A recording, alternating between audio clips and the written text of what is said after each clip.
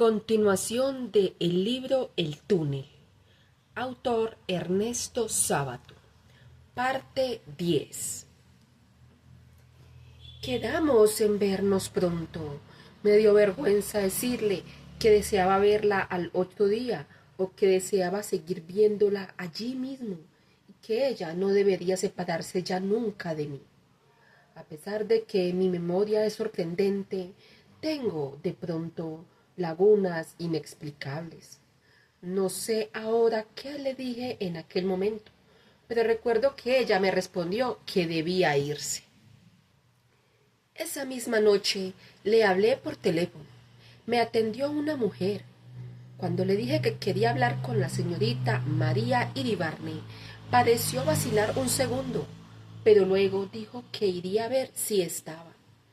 Casi instantáneamente oí la voz de María, pero con un tono casi oficinesco que me produjo un vuelco.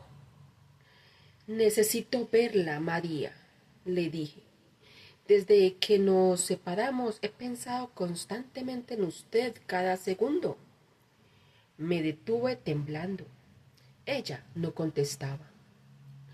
¿Por qué no contesta?, le dije con nerviosidad creciente. Espere un momento, respondió. Oí que dejaba el tubo. A los pocos instantes oí de nuevo su voz, pero esta vez su voz verdadera. Ahora también ella parecía estar temblando. No podía hablar, me explicó. ¿Por qué? Acá entra y sale mucha gente. ¿Y ahora cómo puede hablar? Porque cerré la puerta. Cuando cierro la puerta saben que no deben molestarme. Necesito verla, María, repetí con violencia. No he hecho otra cosa que pensar en usted desde el mediodía. Ella no respondió. ¿Por qué no respondí? Castel, comenzó con indecisión. No me diga Castel, grité indignado. Juan Pablo, dijo entonces con timidez. Sentí que una interminable felicidad comenzaba con esas dos palabras. Pero María se había detenido nuevamente. ¿Qué pasa?, pregunté. ¿Por qué no habla? Yo también, musitó. ¿Yo también qué?, pregunté con ansiedad. Que yo también no he hecho más que pensar. ¿Pero pensar en qué?, seguí preguntando insaciable. ¿En todo? ¿Cómo en todo? ¿En qué? En lo extraño que es todo esto. Lo de su cuadro, el encuentro de ayer, lo de hoy, qué sé yo. La imprecisión siempre me ha irritado. Sí, pero yo le he dicho que no he dejado de pensar en usted, respondí. Usted no me dice que haya pensado en mí. Pasó un instante. Luego respondió. Le digo que he pensado en todo. No ha dado detalles. Es que todo es tan extraño, ha sido tan extraño, estoy tan perturbada. Claro que pensé en usted. Mi corazón golpeó. Necesitaba detalles, me emocionan los detalles, no las generalidades. Pero, ¿cómo? ¿Cómo?, pregunté con creciente ansiedad. Yo he pensado en cada uno de sus rasgos, en su perfil cuando miraba el árbol, en su pelo castaño, en sus ojos duros y cómo de pronto se hacen blandos, en su forma de caminar. Tengo que cortar, me interrumpió de pronto. Viene gente. La llamaré mañana temprano, alcancé a decir con desesperación. Bueno, respondió rápidamente. Capítulo 11. Pasé una noche agitada. No pude dibujar ni pintar, aunque intenté muchas veces empezar algo. Salí a caminar y de pronto me encontré en la calle Corrientes. Me pasaba algo muy extraño. Miraba con simpatía a todo el mundo. Creo haber dicho que me he propuesto hacer este relato en forma totalmente imparcial, y ahora daré la primera prueba, confesando uno de mis peores defectos. Siempre he mirado con antipatía y hasta con asco a la gente, sobre todo a la gente amontonada. Nunca he soportado las playas en verano. Algunos hombres, algunas mujeres aisladas me fueron muy queridos. Por otros sentí admiración. No soy envidioso. Por otros tuve verdadera simpatía. Por los chicos siempre tuve ternura y compasión. Sobre todo cuando, mediante un esfuerzo mental, trataba de olvidar que al fin serían hombres como los demás. Pero, en general, la humanidad me pareció siempre detestable. No tengo inconvenientes en manifestar que a veces me impedía comer en todo el día o me impedía pintar durante una semana el haber observado un rasgo. Es increíble hasta qué punto la codicia, la envidia, la petulancia, la grosería, la avidez y, en general, todo ese conjunto de atributos que forman la condición humana pueden verse en una cara, en una manera de caminar, en una mirada. Me parece natural, me parece natural que después de un encuentro así uno no tenga ganas de comer, de pintar, ni aún de vivir. Sin embargo, quiero hacer constar que no me enorgullezco de esta característica. Sé que es una muestra de soberbia y sé también que mi alma ha albergado muchas veces la codicia, la petulancia, la avidez y la grosería. Pero he dicho que me propongo narrar esta historia con entera imparcialidad, y así lo haré. Esa noche, pues, mi desprecio por la humanidad parecía abolido, o por lo menos transitoriamente ausente. Entré en el café Marsotto. Supongo que ustedes saben que la gente va allí a oír tangos, pero a oírlos como un creyente en Dios oye la pasión, según San Mateo. Parte 12. A la mañana siguiente, a eso de las 10, llamé por teléfono. Me atendió la misma mujer del día anterior. Cuando pregunté por la señorita María Iribarne, me dijo que esa misma mañana había salido para el campo. Me quedé frío. ¿Para el campo?, pregunté. Sí, señor. ¿Usted es el señor Castel? Sí, soy Castel. Dejó una carta para usted acá. Que perdone, pero no tenía su dirección. Me había hecho tanto a la idea de verla ese mismo día y esperaba cosas tan importantes de ese encuentro que este anuncio me dejó anonadado. Se me ocurrieron una serie de preguntas. ¿Por qué había resuelto ir al campo? Evidentemente, esta resolución había sido tomada después de nuestra conversación telefónica, porque si no, me habría dicho algo acerca del viaje y, sobre todo, no habría aceptado mi sugestión de hablar por teléfono a la mañana siguiente. Ahora bien, si esa resolución era posterior a la conversación por teléfono, sería también consecuencia de esa conversación. Y si era consecuencia, ¿por qué? ¿Quería huir de mí una vez más? ¿Temía el inevitable encuentro del otro día? Este inesperado viaje al campo despertó la primera duda. Como sucede siempre, empecé a encontrar sospechosos detalles anteriores a los que antes no había dado importancia. ¿Por qué esos cambios de voz en el teléfono el día anterior? ¿Quiénes eran esas gentes que entraban y salían y que le impedían hablar con naturalidad? Además, eso probaba que ella era capaz de simular. ¿Y por qué vaciló esa mujer cuando pregunté por la señorita Iribarne? Pero una frase sobre todo se me había grabado como con ácido. Cuando cierro la puerta saben que no deben molestarme. Pensé que alrededor de María existían muchas sombras. Estas reflexiones me las hice por primera vez mientras corría a su casa. Era curioso que ella no hubiera averiguado mi dirección. Yo, en cambio, conocía ya su dirección y su teléfono. Vivía en la calle Posadas, casi en la esquina de Sewer. Cuando llegué al 5.º piso y toqué el timbre, sentí una gran emoción. Abrió la puerta un mucamo que debía de ser polaco o algo por el estilo, y cuando di mi nombre me hizo pasar a una salita llena de libros. Las paredes estaban cubiertas de estantes hasta el techo, pero también había montones de libros encima de 2 mesitas y hasta de un sillón.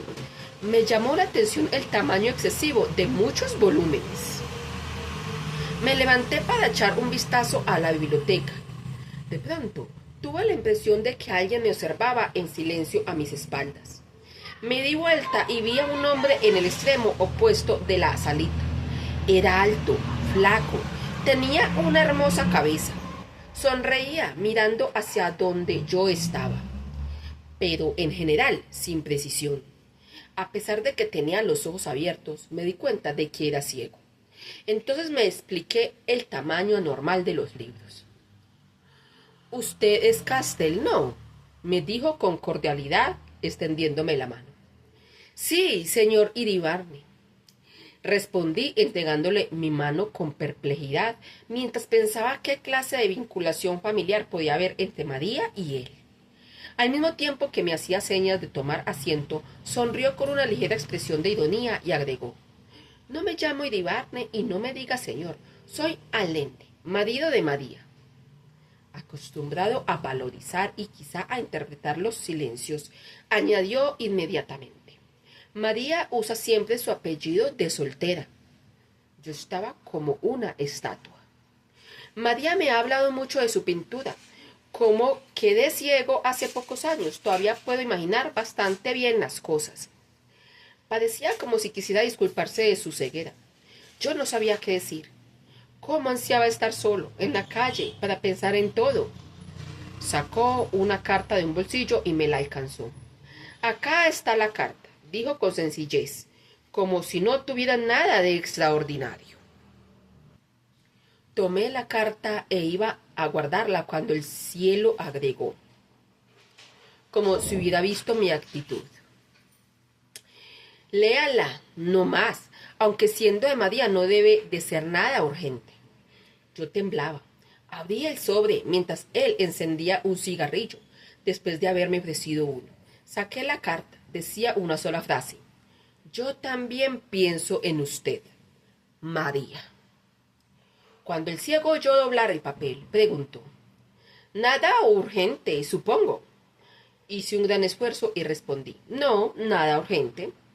Me sentí una especie de monstruo, viendo sonreír al ciego, que me miraba con los ojos bien abiertos.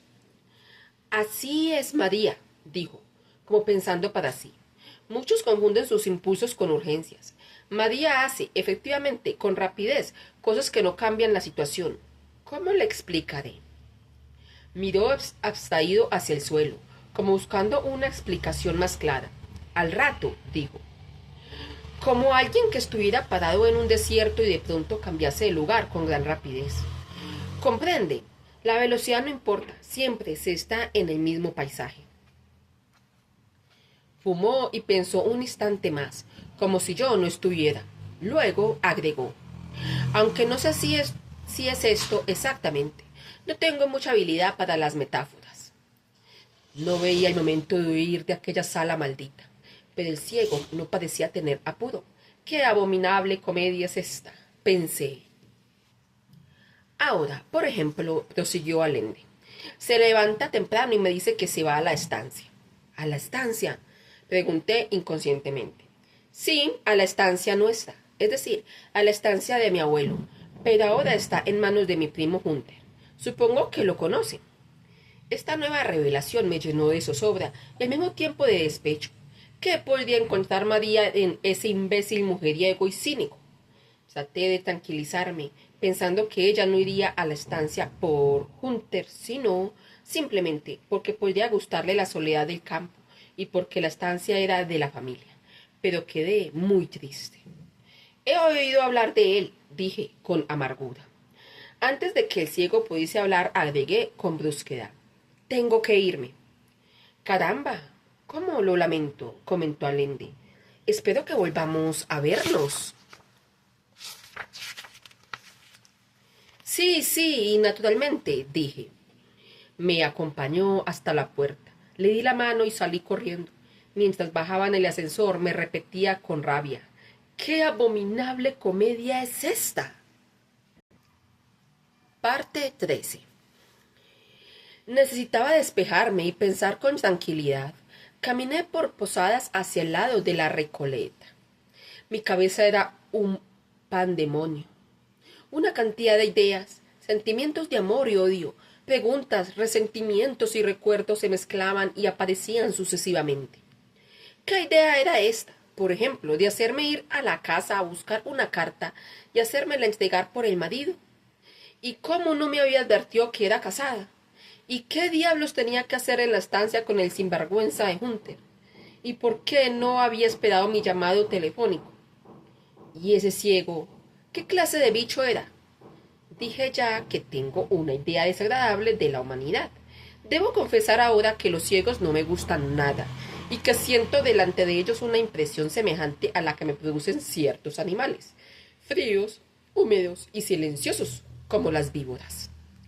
Si se agrega el hecho de leer delante de él una carta de la mujer que decía «Yo también pienso en usted», no es difícil adivinar la sensación de asco que tuve en aquellos momentos.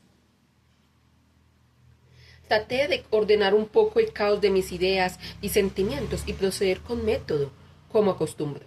Había que empezar por el principio, y el principio, por lo menos, el inmediato, era, evidentemente, la conversación por teléfono.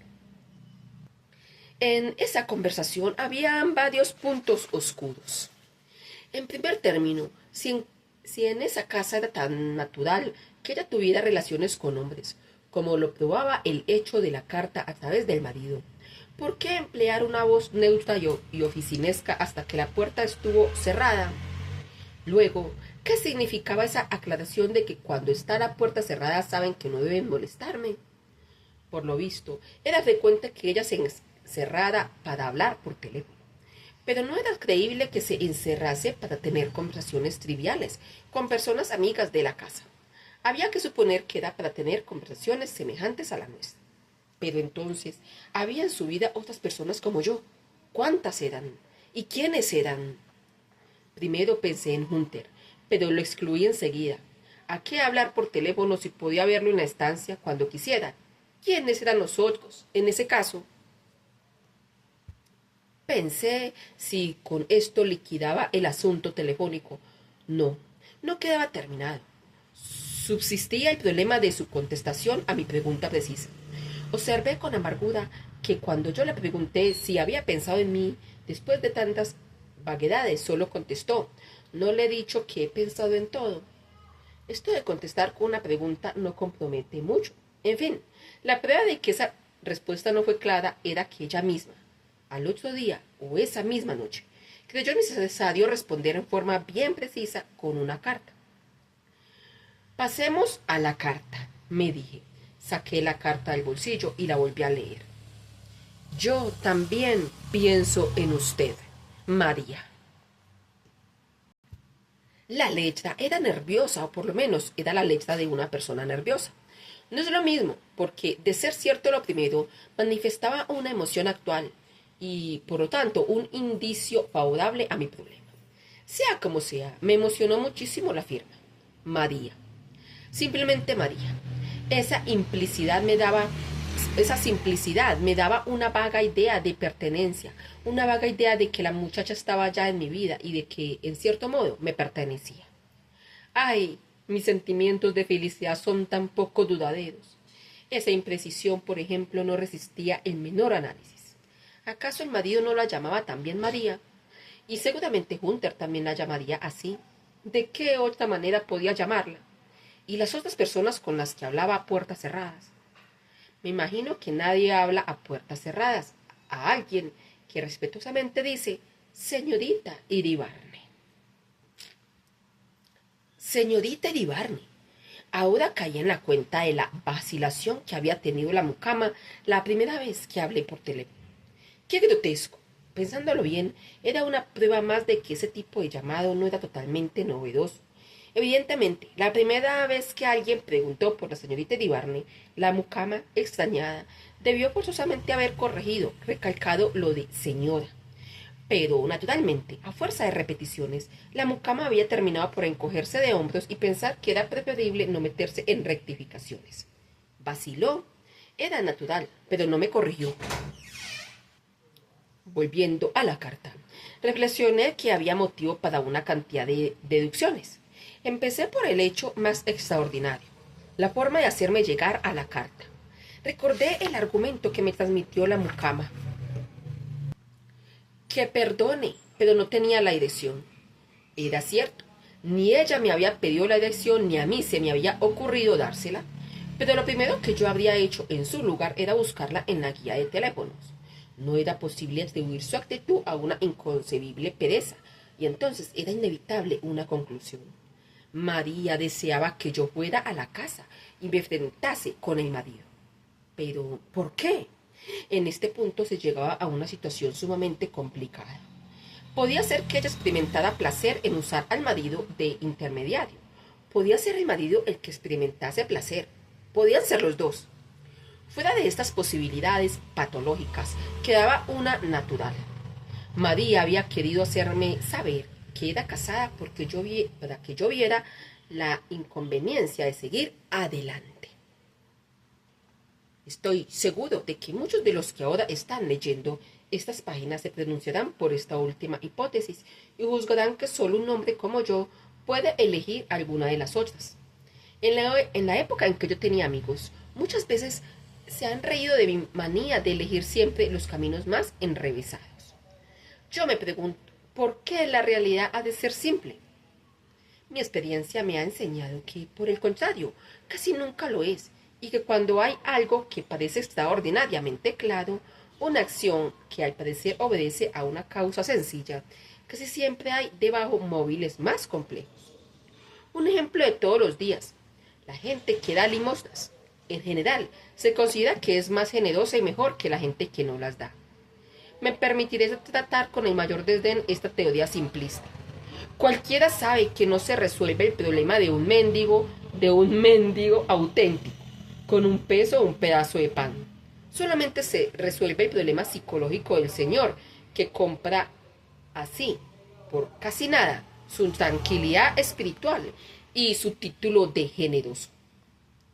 Júzguese hasta qué punto esa gente es mezquina cuando no se decide a gastar más de $1 por día para asegurar su tranquilidad espiritual y la idea reconfortante y vanidosa de su bondad.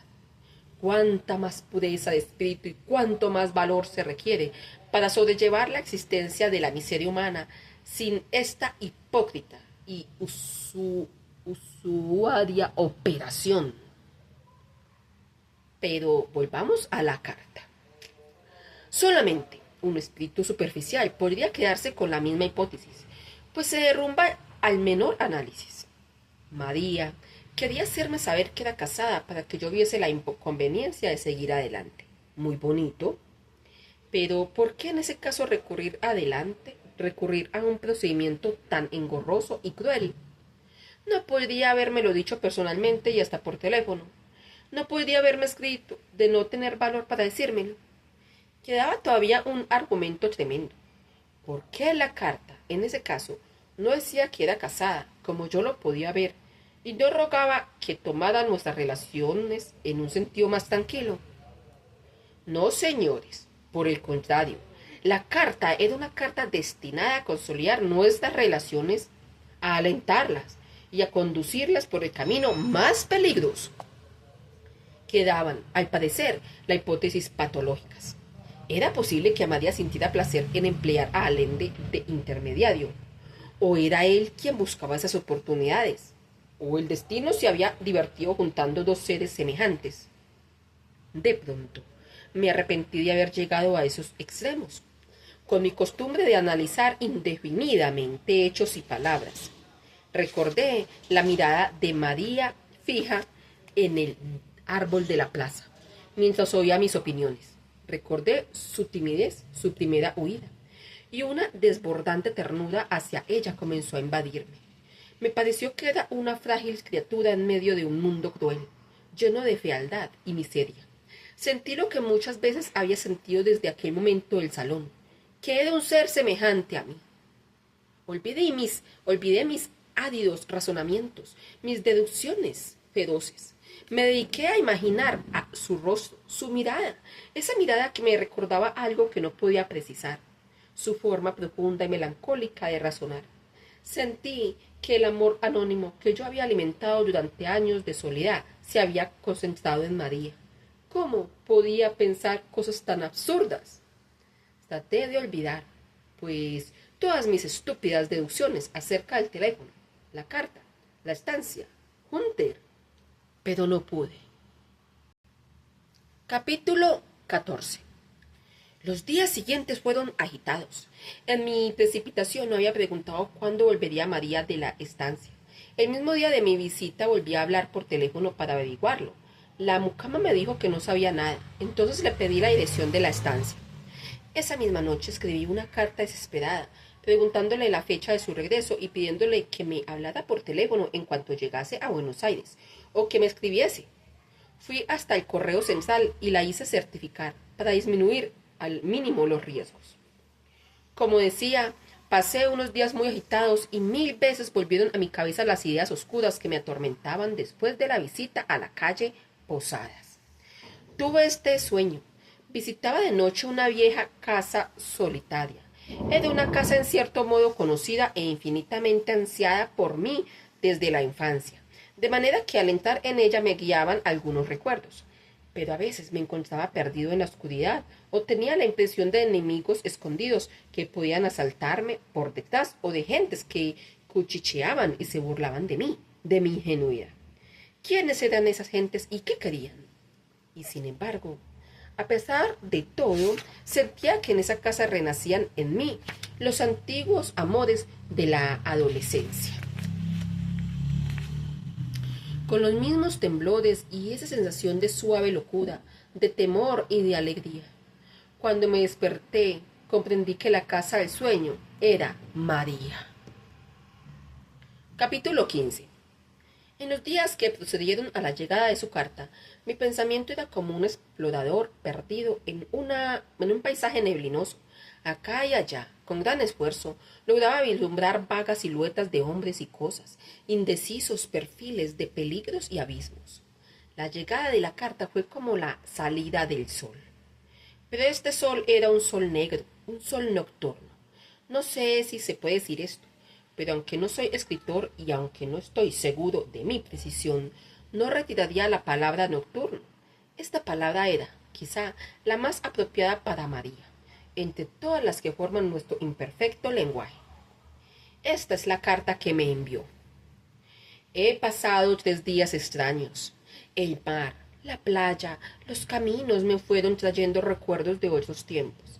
No solo imágenes, también voces, gritos y largos silencios de otros días. Es curioso, pero vivir consiste en construir futuros recuerdos. Ahora mismo, aquí frente al mar, sé que estoy preparando recuerdos minuciosos, que alguna vez me traerán la melancolía y la desesperanza. El mar está ahí, permanente y rabioso. Mi llanto de entonces, inútil, también inútiles mis esperas en la playa solitaria, mirando tenazmente al mar. ¿Has adivinado y pintado este recuerdo mío o has pintado el recuerdo de muchos seres como vos y yo? Pero ahora tu figura se interpone, está entre el mar y yo. Mis ojos se encuentran tus ojos. Estás quieto y un poco desconsolado, me miras como pidiendo ayuda. María. Cuánto la comprendía y qué maravillosos sentimientos crecieron en mí con esa carta. Hasta el hecho de tutearme de pronto me dio una certeza de que María era mía, y solamente mía. Estás entre el mar y yo. Allí no existía otro, estábamos solo nosotros dos, como lo intuí desde el momento en que ella miró la escena de la ventana. En verdad, ¿cómo podía no tutearme si nos conocíamos desde siempre, desde 1000 años atrás? Si cuando ella se detuvo frente a mi cuadro y miró aquella pequeña escena, sin oír ni ver la multitud que nos rodeaba, ya era como si nos hubiéramos tuteado, y enseguida supe cómo era y quién era, cómo yo la necesitaba y cómo, también, yo le era necesario. Ah, y sin embargo te maté, y he sido yo quien te ha matado, yo, que veía como a través de un muro de vidrio, sin poder tocarlo, tu rostro mudo y ansioso, yo, tan estúpido, tan ciego, tan egoísta, tan cruel. Basta de efusiones. Dije que relataría esa historia en forma escueta y así lo haré. Parte 16. Amaba desesperadamente a María y no obstante, la palabra amor no se había pronunciado entre nosotros. Esperé con ansiedad su retorno de la estancia para decírselo. Pero ella no volvía. A medida que fueron pasando los días, creció en mí una especie de locura. Le escribí una segunda carta que simplemente decía: te quiero, María, te quiero, te quiero. A los días recibí, por fin, una respuesta que decía estas únicas palabras: tengo miedo de hacerte mucho mal. Le contesté en el mismo instante: no me importa lo que puedas hacerme. Si no pudiera amarte, me moriría. Cada segundo que paso sin verte es una interminable tortura. Pasaron días atroces, pero la contestación de María no llegó. Desesperado, escribí: estás pisoteando este amor. Al otro día, por teléfono, oí su voz, remota y temblorosa, excepto la palabra María, pronunciada repetidamente. No atiné a decir nada, ni tampoco me habría sido posible. Mi garganta estaba contraída de tal modo que no podía hablar distintamente. Ella me dijo: vuelvo mañana a Buenos Aires, te hablaré apenas llegue. Al otro día, a la tarde, me habló desde su casa. Te quiero ver enseguida, dije. Sí, nos veremos hoy mismo, respondió. Te espero en la Plaza San Martín, le dije. María pareció vacilar. Luego respondió: preferiría en la Recoleta. Estaré a las 8. ¿Cómo esperé aquel momento? ¿Cómo caminé sin rumbo por las calles para que el tiempo pasara más rápido? Qué ternura sentía en mi alma, qué hermosos me parecían el mundo, la tarde de verano, los chicos que jugaban en la vereda. Pienso ahora hasta qué punto el amor enceguece y qué mágico poder de transformación tiene. La hermosura del mundo, si es para morirse de risa. Habían pasado pocos minutos de las 8 cuando vi a María que se acercaba, buscándome en la oscuridad. Era ya muy tarde para ver su cara, pero reconocí su manera de caminar. Nos sentamos. Le apreté un brazo y repetí su nombre insensatamente. Muchas veces no acertaba a decir otra cosa, mientras ella permanecía en silencio. ¿Por qué te fuiste a la estancia?, pregunté por fin, con violencia. ¿Por qué me dejaste solo? ¿Por qué dejaste esa carta en tu casa? ¿Por qué no me dijiste que eras casada? Ella no respondía. Le estrujé el brazo. Gimió. Me haces mal, Juan Pablo, dijo suavemente. ¿Por qué no me decís nada? ¿Por qué no respondés? No decía nada. ¿Por qué? ¿Por qué? Por fin respondió. ¿Por qué todo ha de tener respuesta? No hablemos de mí, hablemos de vos, de tus trabajos, de tus preocupaciones. Pensé constantemente en tu pintura, en lo que me dijiste en la Plaza San Martín. Quiero saber qué haces ahora, qué pensás, si has pintado o no. Le volví a estrujar el brazo con rabia. No, le respondí, no es de mí que deseo hablar. Deseo hablar de nosotros dos. Necesito saber si me querés, nada más que eso, saber si me querés. No respondió. Desesperado por el silencio y por la oscuridad que no me permitía adivinar sus pensamientos a través de sus ojos, encendí un fósforo. Ella dio vuelta rápidamente la cara, escondiéndola. Le tomé la cara con mi otra mano y la obligué a mirarme. Estaba llorando silenciosamente. Ah, entonces no me querés, dije con amargura. Mientras el fósforo se apagaba, vi, sin embargo, cómo me miraba con ternura. Luego, ya en plena oscuridad, sentí que su mano acariciaba mi cabeza. Me dijo suavemente: claro que te quiero. ¿Por qué hay que decir ciertas cosas? Sí, le respondí, pero ¿cómo me querés? Hay muchas maneras de querer. Se puede querer a un perro, a un chico. Yo quiero decir amor, verdadero amor, ¿entiendes? Tuve una rara intuición. Encendí rápidamente otros fósforos, tal como lo había intuido. El rostro de María sonreía. Es decir, ya no sonreía, pero había estado sonriendo un décimo de segundo antes. Me ha sucedido a veces darme vuelta de pronto con la sensación de que me espiaban. No encontrar a nadie y sin embargo sentir que la soledad que me rodeaba era reciente y que algo fugaz había desaparecido, como si un leve temblor quedara vibrando en el ambiente. Era algo así. Has estado sonriendo, dije con rabia. ¿Sonriendo? Preguntó asombrada. Sí, sonriendo. A mí no me engañan tan fácilmente. Me fijo mucho en los detalles. ¿En qué detalles te has fijado? Preguntó. Quedaba algo en tu cara, rastros de una sonrisa. ¿Y de qué podía sonreír? Volvió a decir con dureza. De mi ingenuidad, de mi pregunta si me querías verdaderamente o como a un chico, qué sé yo. Pero habías estado sonriendo. De eso no tengo ninguna duda. María se levantó de golpe.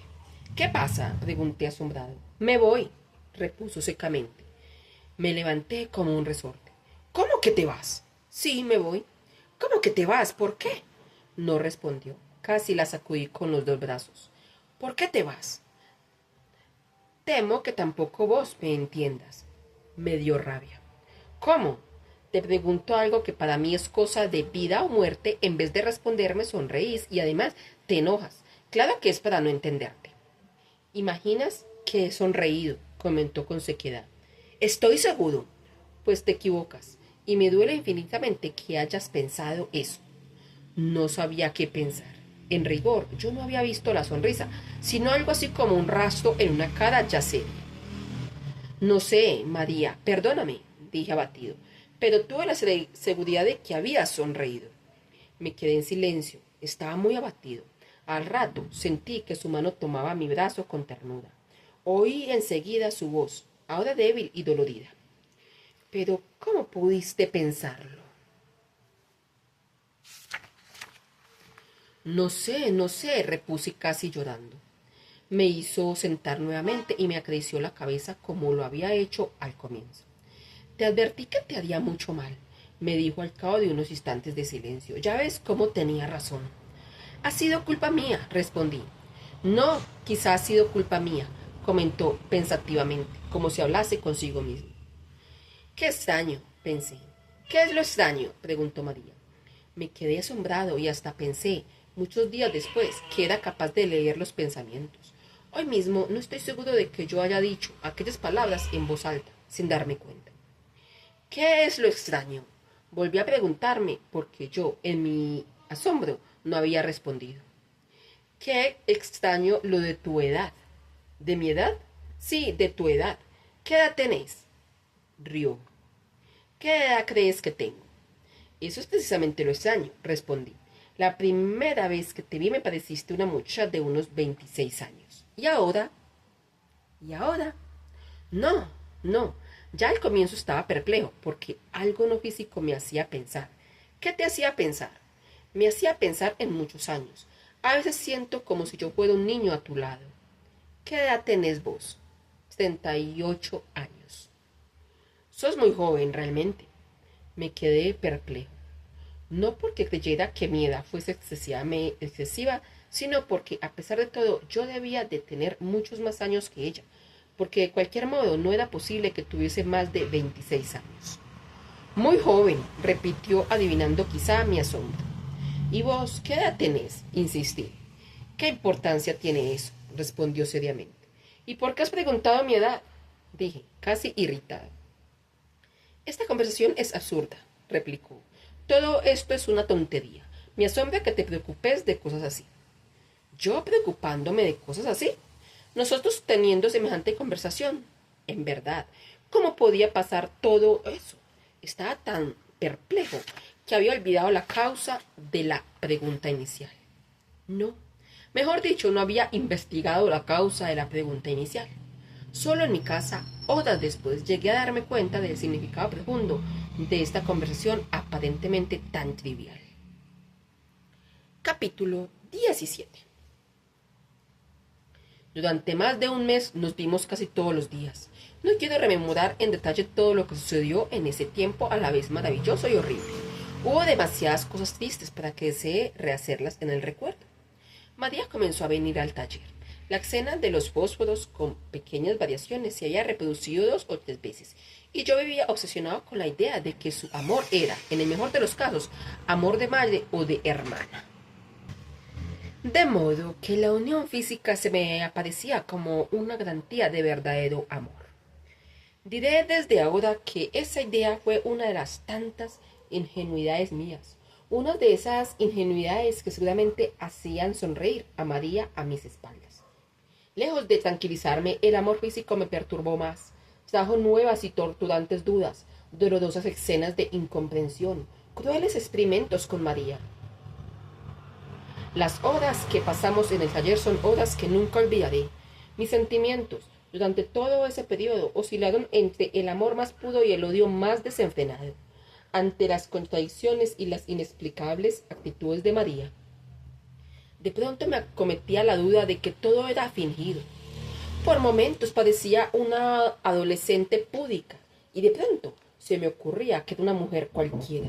Y entonces un largo cortejo de dudas desfilaba por mi mente. ¿Dónde? ¿Cómo? ¿Quiénes? ¿Cuándo? En tales ocasiones no podía evitar la idea de que María representaba la más sutil y atroz de las comedias, y de que yo era, entre sus manos, como un ingenuo chiquillo al que se engaña con cuentos fáciles para que coma o duerma. A veces me acometía un frenético pudor. Corría a vestirme y luego me lanzaba a la calle, a tomar fresco y a rumiar mis dudas y aprensiones. Otros días, en cambio, mi reacción era positiva y brutal. Me echaba sobre ella, le agarraba los brazos como con tenazas, se los retorcía y le clavaba la mirada en sus ojos, tratando de forzarle garantías de amor, de verdadero amor. Pero nada de todo esto es exactamente lo que quiero decir. Debo confesar que yo mismo no sé lo que quiero decir con eso del amor verdadero. Y lo curioso es que, aunque emplee muchas veces esa expresión en los interrogatorios, nunca hasta hoy me puse a analizar a fondo su sentido. ¿Qué quería decir? ¿Un amor que incluyera la pasión física? Quizá la buscaba en mi desesperación de comunicarme más firmemente con María. Yo tenía la certeza de que en ciertas ocasiones lográbamos comunicarnos, pero en forma tan sutil, tan pasajera, tan tenue, que luego quedaba más desesperadamente solo que antes, con esa imprecisa insatisfacción que experimentamos al querer reconstruir ciertos amores de un sueño. Sé que, de pronto, lográbamos algunos momentos de comunión, y el estar juntos atenuaba la melancolía que siempre acompaña a esas sensaciones, seguramente causada por la esencial incomunicabilidad de esas fugaces bellezas. Bastaba que nos miráramos para saber qué estábamos pensando, o mejor dicho, sintiendo lo mismo. Claro que pagábamos cruelmente esos instantes, porque todo lo que sucedía después parecía grosero o torpe. Cualquier cosa que hiciéramos, hablar, tomar café, era doloroso, pues señalaba hasta qué punto eran fugaces esos instantes de comunidad. Y lo que era mucho peor, causaban nuevos distanciamientos, porque yo la forzaba, en la desesperación de consolidar de algún modo esa fusión, a unirnos corporalmente. Solo lográbamos confirmar la imposibilidad de prolongarla o consolidarla mediante un acto material.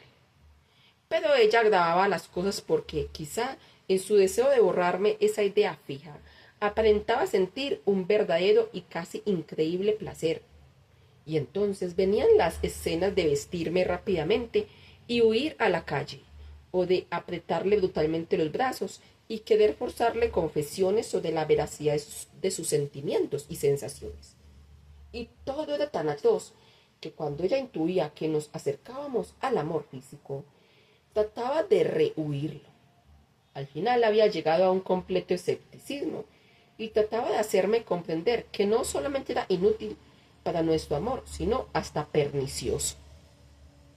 Con esta actitud solo lograba aumentar mis dudas acerca de la naturaleza de su amor, puesto que yo me preguntaba si ella no habría estado haciendo la comedia y entonces poder ella arguir que el vínculo físico era pernicioso y de ese modo evitarlo en el futuro, siendo la verdad que lo detestaba desde el comienzo y, por lo tanto, que era fingido su placer. Naturalmente, sobrevenían otras peleas y era inútil que ella tratara de convencerme. Solo conseguía enloquecerme con nuevas y más sutiles dudas, y así recomenzaban nuevos y más complicados interrogatorios.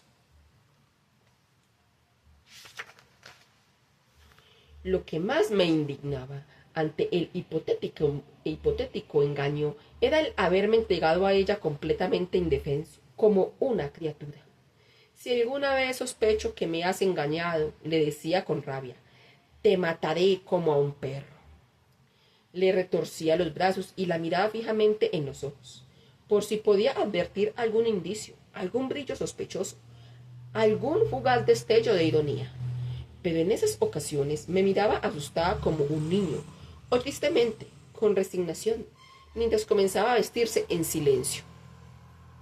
Un día, la discusión fue más violenta que de costumbre y llegué a gritarle puta. María quedó muda y paralizada. Luego, lentamente, en silencio, fue a vestirse detrás del biombo de las modelos. Y cuando yo, después de luchar entre mi odio y mi arrepentimiento, corrí a pedirle perdón, vi que su rostro estaba empapado en lágrimas. No supe qué hacer.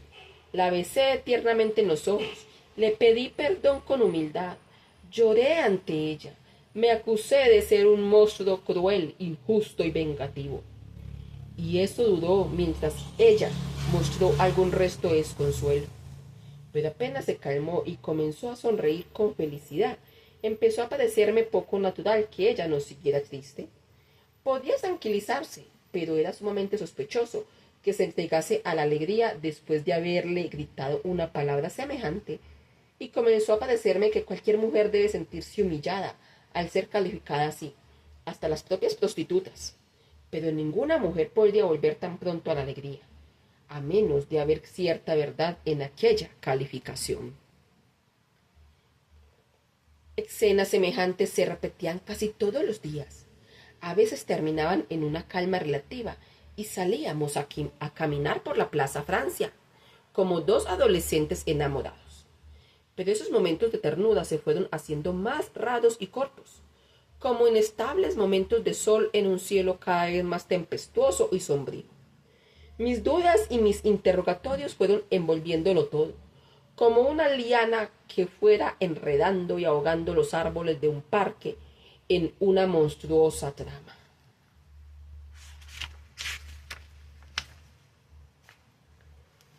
Capítulo 18. Mis interrogatorios, cada día más frecuentes y retorcidos, eran a propósito de sus silencios, sus miradas, sus palabras perdidas, algún viaje a la estancia, sus amores. Una vez le pregunté por qué se hacía llamar señorita Iribarne, en vez de señora de Allende. Sonrió y me dijo, «¿Qué niño sos? ¿Qué importancia puede tener eso?» «Para mí tiene mucha importancia», respondí examinando sus ojos. «Es una costumbre de familia», me respondió, abandonando la sonrisa. Sin embargo, aduje, «La primera vez que hablé a tu casa y pregunté por la señorita Iribarne, la mucama vaciló un instante antes de responderme. ¿Te habrá parecido?» «Puede ser, pero ¿por qué no me corrigió?» María volvió a sonreír, esta vez con mayor intensidad. «Te acabo de explicar», dijo, «que es costumbre nuestra, de manera que la mucama también lo sabe. Todos me llaman María Iribarne». María Iribarne me parece natural, pero menos natural me parece que la mucama se extrañe tampoco cuando te llaman señorita. «Ah, no me di cuenta de que era eso lo que te sorprendía. Bueno, no es lo acostumbrado y quizá eso explica la vacilación de la mucama».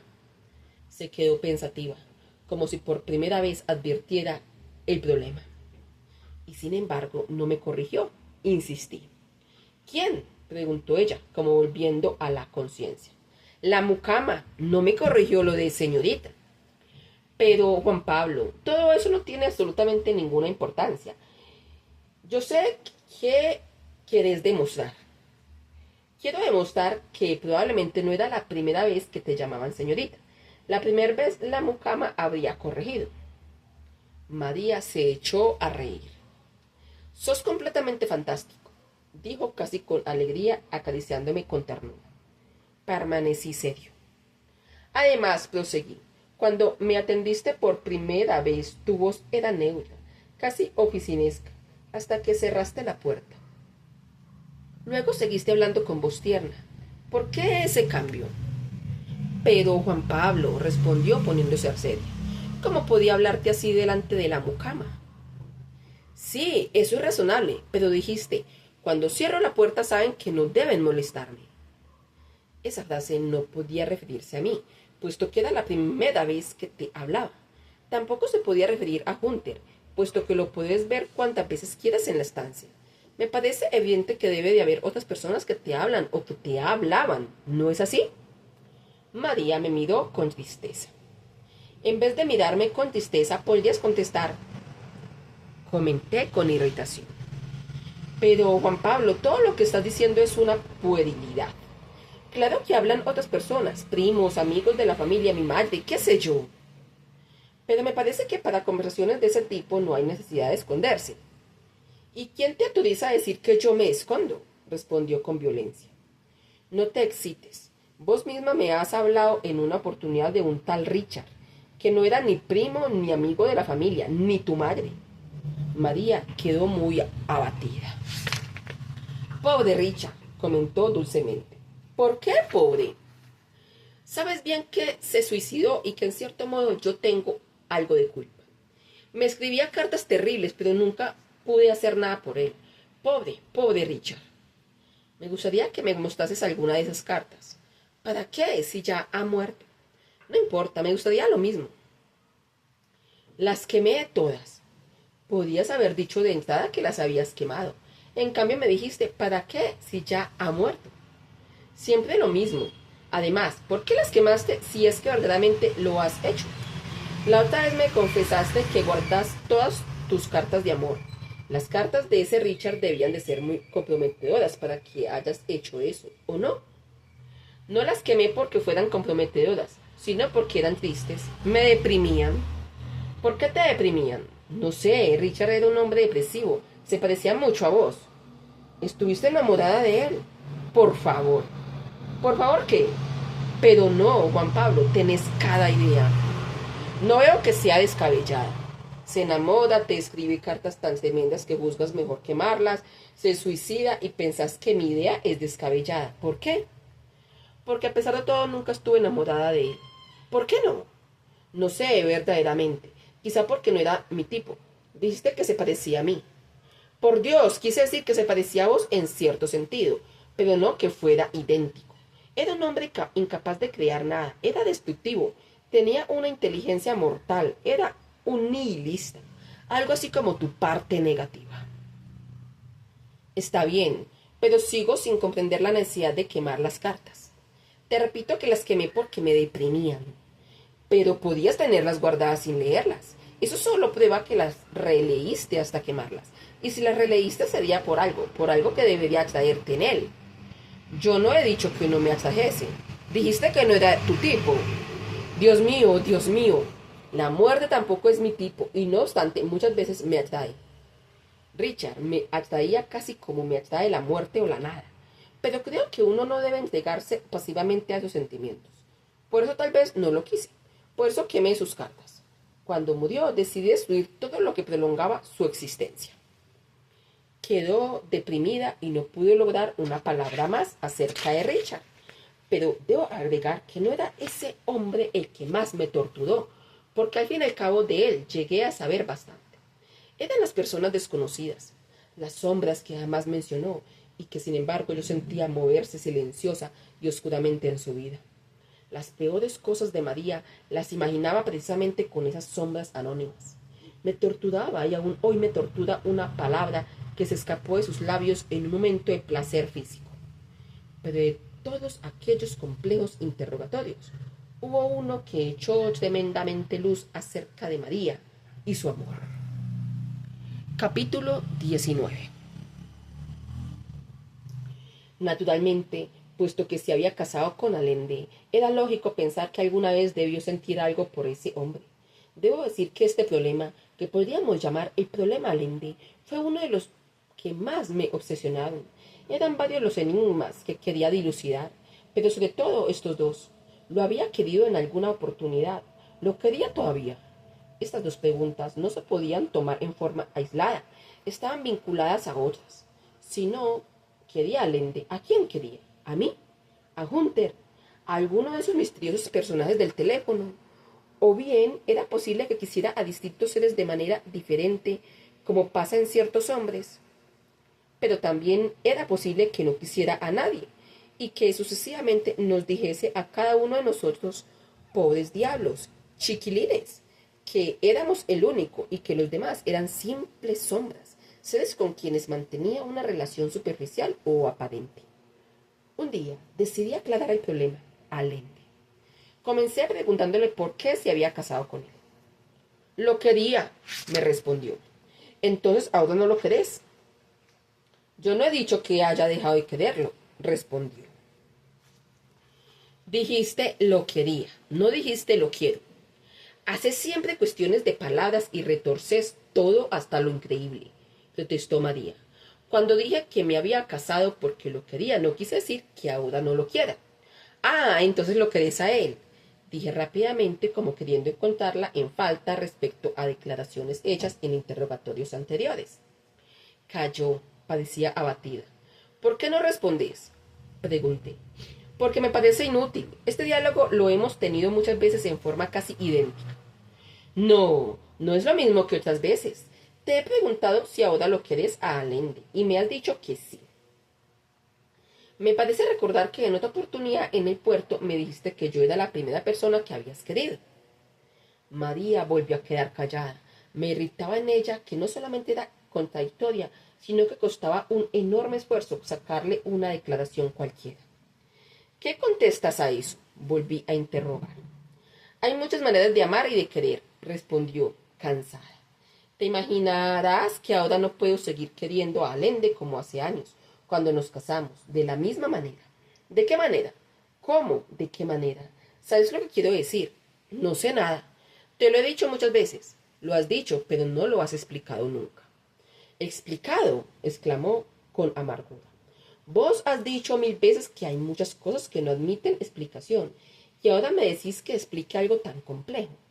Te he dicho 1000 veces que Allende es un gran compañero mío, que lo quiero como a un hermano, que lo cuido, que tengo una gran ternura por él, una gran admiración por la serenidad de su espíritu, que me parece muy superior a mí en todo sentido, que a su lado me siento un ser mezquino y culpable.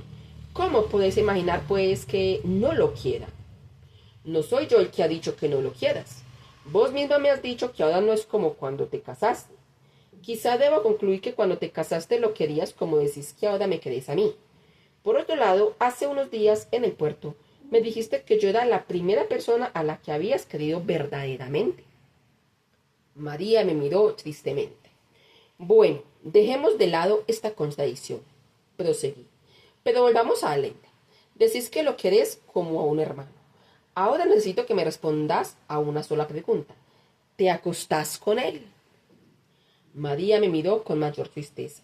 Estuvo un rato callada y al cabo me preguntó con voz muy dolorida. ¿Es necesario que responda también a eso? Sí, es absolutamente necesario, le dije con dureza. Me parece horrible que me interrogues de este modo. Es muy sencillo, tenés que decir sí o no. La respuesta no es tan simple. Se puede hacer y no hacer. Muy bien, concluí fríamente. Eso quiere decir que sí. Muy bien, sí. Entonces lo deseas. Hice esta afirmación mirando cuidadosamente sus ojos. La hacía con mala intención. Era óptima para sacar una serie de conclusiones.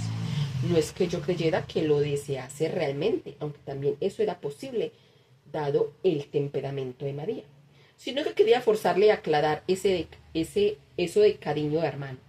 María, tal como yo lo esperaba, tardó en responder. Seguramente estuvo pensando las palabras. Al fin dijo: he dicho que me acuesto con él, no que lo desee. Ah, exclamé triunfalmente. Eso quiere decir que lo haces sin desearlo, pero haciéndole creer que lo deseas. María quedó demudada. Por su rostro comenzaron a caer lágrimas silenciosas. Su mirada era como de vidrio triturado. Yo no he dicho eso, murmuró lentamente. Porque es evidente, proseguí implacable, que si demostrases no sentir nada, no desearlo, ni demostrases que la unión física es un sacrificio que haces en honor a su cariño, a tu admiración por su espíritu superior, etc., Allende no volverá a acostarse jamás con vos. En otras palabras, el hecho de que siga haciéndolo demuestra que sos capaz de engañarlo no solo acerca de tus sentimientos, sino hasta de tus sensaciones, y que sos capaz de una imitación perfecta del placer.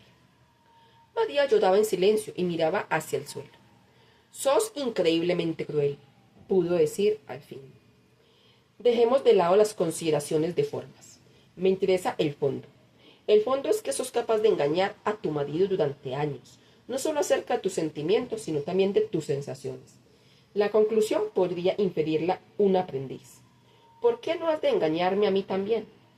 Ahora comprenderás por qué muchas veces te he indagado la veracidad de tus sensaciones. Siempre recuerdo cómo el padre de Desdémona advirtió a Otelo que una mujer que había engañado al padre podía engañar a otro hombre. Y a mí nada me ha podido sacar de la cabeza este hecho, el que has estado engañando constantemente a Allende durante años. Por un instante sentí el deseo de llevar la crueldad hasta el máximo y agregué, aunque me daba cuenta de su vulgaridad y torpeza, engañando a un ciego. Capítulo 20. Ya antes de decir esta frase estaba un poco arrepentido. Debajo del que quería decirla y experimentar una perversa satisfacción, un ser más puro y más tierno se disponía a tomar la iniciativa en cuanto a la crueldad de la frase hiciese su efecto, y en cierto modo ya silenciosamente había tomado el partido de María antes de pronunciar esas palabras estúpidas e inútiles. ¿Qué podía lograr, en efecto, con ellas? De manera que apenas comenzaron a salir de mis labios, ya ese ser de abajo las oía con estupor, como si a pesar de todo no hubiera creído seriamente en la posibilidad de que el otro las pronunciase. Y a medida que salieron, comenzó a tomar el mando de mi conciencia y de mi voluntad, y casi llega a su decisión a tiempo para impedir que la frase saliera completa. Apenas terminada, porque a pesar de todo terminé la frase, era totalmente dueño de mí y ya ordenaba pedir perdón, humillarme delante de María, reconocer mi torpeza y mi crueldad. ¿Cuántas veces esta maldita división de mi conciencia ha sido la culpable de hechos atroces? Mientras una parte me lleva a tomar una hermosa actitud, la otra denuncia el fraude, la hipocresía y la falsa generosidad. Mientras una me lleva a insultar a un ser humano, la otra se conduele de él y me acusa a mí mismo de lo que denuncio en los otros. Mientras una me hace ver la belleza del mundo, la otra me señala su fealdad y la ridiculez de todo sentimiento de felicidad. En fin, ya era tarde, de todos modos, para cerrar la herida abierta en el alma de María.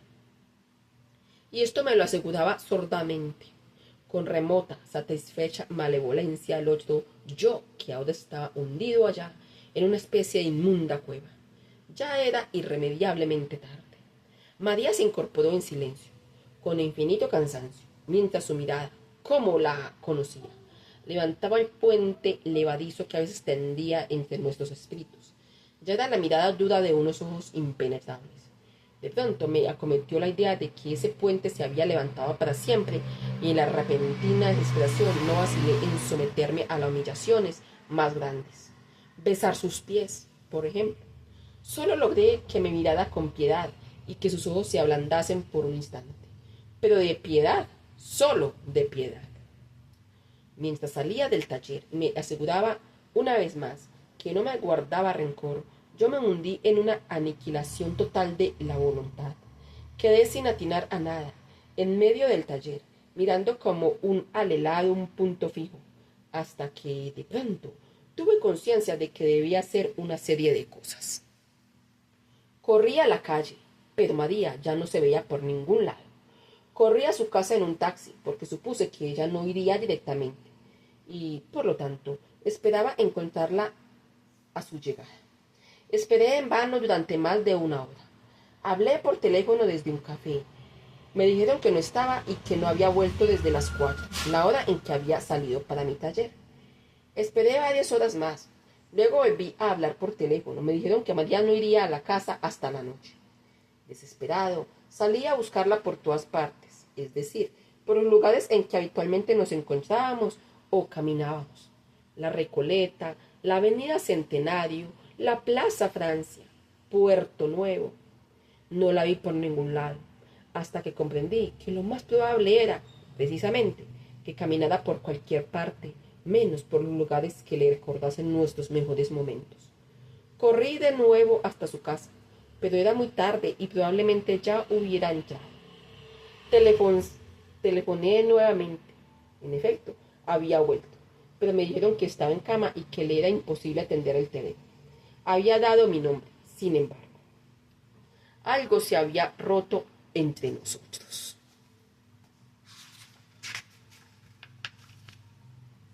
Capítulo 21. Volví a casa con la sensación de una absoluta soledad. Generalmente esa sensación de estar solo en el mundo aparece mezclada a un orgulloso sentimiento de superioridad. Desprecio a los hombres, los veo sucios, feos, incapaces, ávidos, groseros, mezquinos. Mi soledad no me asusta, es casi olímpica. Pero en aquel momento, como en otros semejantes, me encontraba solo como consecuencia de mis peores atributos, de mis bajas acciones. En esos casos siento que el mundo es despreciable, pero comprendo que yo también formo parte de él. En esos instantes me invade una furia de aniquilación. Me dejo acariciar por la tentación del suicidio. Me emborracho, busco a las prostitutas. Y siento cierta satisfacción en probar mi propia bajeza y en verificar que no soy mejor que los sucios monstruos que me rodean. Esa noche me emborraché en un cafetín del Bajo. Estaba en lo peor de mi borrachera cuando sentí tanto asco de la mujer que estaba conmigo y de los marineros que me rodeaban que salí corriendo a la calle. Caminé por Viamonte y descendí hasta los muelles. Me senté por ahí y lloré.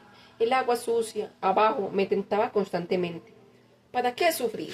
El suicidio seduce por su facilidad de aniquilación.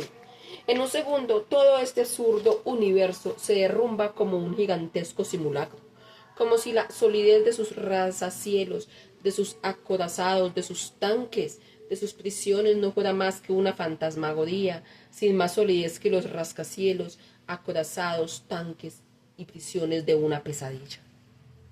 La vida aparece a la luz de este razonamiento como una larga pesadilla, de la que, sin embargo, uno puede liberarse con la muerte, que sería, así, una especie de despertar.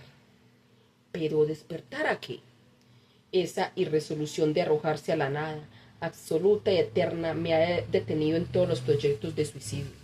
A pesar de todo, el hombre tiene tanto apego a lo que existe que prefiere finalmente soportar su imperfección y el dolor que causa su fealdad, antes que aniquilar la fantasmagoría con un acto de propia voluntad. Y suele resultar, también, que cuando hemos llegado hasta ese borde de la desesperación que precede al suicidio, por haber agotado el inventario de todo lo que es malo y haber llegado al punto en que el mal es insuperable, cualquier elemento bueno, por pequeño que sea, adquiere un desproporcionado valor, termina por hacerse decisivo y nos aferramos a él como nos agarraríamos desesperadamente de cualquier hierba ante el peligro de rodar en un abismo. Era casi de madrugada cuando decidí volver a casa. No recuerdo cómo, pero a pesar de esa decisión, que recuerdo perfectamente, me encontré de pronto frente a la casa de Allende. Lo curioso es que no recuerdo los hechos intermedios.